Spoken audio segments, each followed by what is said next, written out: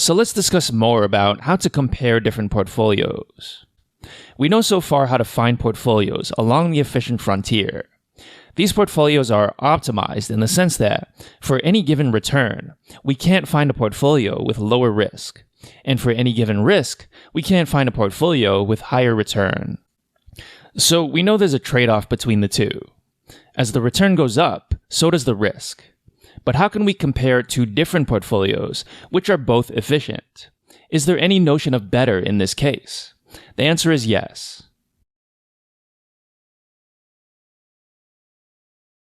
In order to reduce each portfolio from two numbers into a single number, we simply take the ratio between the two. That is, we take the ratio between the return and the risk. To be more precise, we take the portfolio's expected return minus the risk-free rate divided by the portfolio's standard deviation. This is known as the Sharpe Ratio.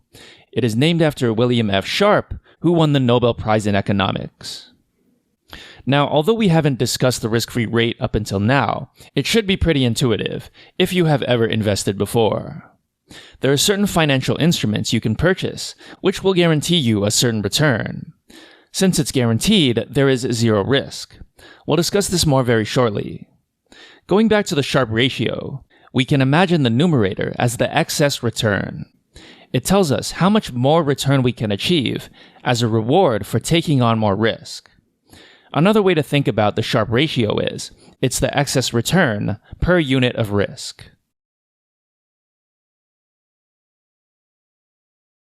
As an example, suppose we would like to compare two portfolios. Portfolio A has an expected return of 12% and a volatility of 10%. Portfolio B has an expected return of 20% and a volatility of 20%. In both cases, the risk-free rate is 1%. We can calculate the Sharpe ratio for portfolio A as follows. It is 12 minus 1 divided by 10, which is 1.1. We can calculate the Sharpe ratio for portfolio B as follows. It is 20 minus 1 divided by 20, which is 0.95. Therefore, portfolio A has a higher Sharpe ratio. Although its absolute expected return is lower, its excess return per unit of risk is higher. Therefore, portfolio A has a higher Sharpe ratio.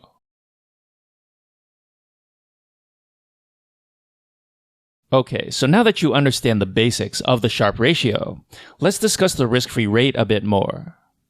As mentioned previously, if you have ever invested with your bank, you are probably familiar with financial instruments which are risk-free. In the United States, for example, you can purchase a certificate of deposit, also known as a CD, which gives you a guaranteed return on your investment. Of course, as per our observation that there is a trade-off between reward and risk, you can imagine that the return on these is quite low compared to riskier investments. In practice, we usually use the interest rate on the current 3-month Treasury bill, also known as a T-bill. Note that this is the case in the United States, so it may be different in your country. Another practical note worth mentioning is that, because Treasury bill rates have been so close to zero over the past few years, people often just set it equal to zero. In this case, the Sharpe ratio is just the expected return divided by the standard deviation.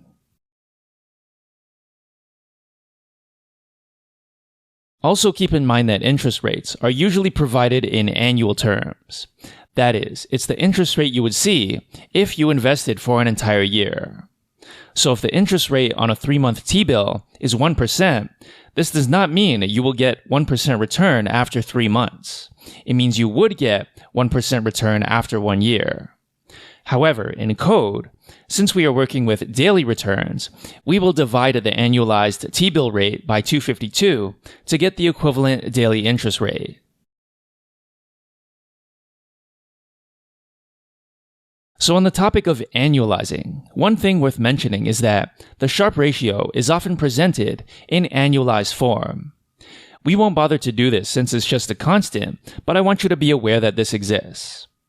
Basically, the way you do this is, you take the number of measurements you would have made in a year, you take the square root of that, and you multiply by the Sharpe ratio that you measured.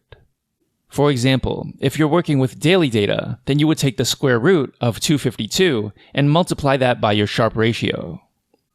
If you're working with monthly data, then you would take the square root of 12 and multiply that by your monthly Sharpe ratio. However, keep in mind that, although this calculation is common, it's actually approximate and depends on quite a few assumptions. If you want to learn more, check out the paper called The Statistics of Sharpe Ratios by Andrew Lo in extrareading.txt. Note that this makes sense in the context of annualizing your expected return in covariance matrix to begin with. If we annualize the expected return in covariance, that's just multiplying by 252 if we have daily data. After multiplying by 252, we have the annual expected return and the annual covariance.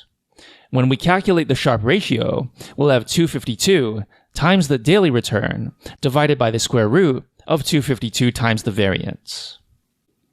252 divided by the square root of 252 is just the square root of 252. So now that we know what the Sharpe ratio is and what it means, we can discuss how to calculate it in code. In fact, this is not much different than what we've already been doing. Since our minimize function works for minimizing any function, we can just pass in a function that returns the Sharpe ratio almost directly. I say almost because if we want to maximize the Sharpe ratio, we need to negate our expression. Therefore, we'll want to write a function that returns the negative Sharpe ratio. Luckily, we already know how to calculate each item inside this function. The portfolio return is just the mean return dotted with W, and the portfolio variance is just W dotted with the covariance dotted with W. And because we would like our results to be consistent with all the work we did previously, all the other arguments to this function will be the same as before. So one benefit of using a generic optimizer like SciPy's minimize is that we can maximize the Sharpe ratio directly without having to worry about what kind of program it is. In fact, it doesn't seem to fit into any one of the usual forms, such as linear programs or quadratic programs. In actuality, you can convert the Sharpe ratio maximization problem into a quadratic program. The details are outside the scope of this course, but I've left a link in extrareading.txt in case you want to check it out.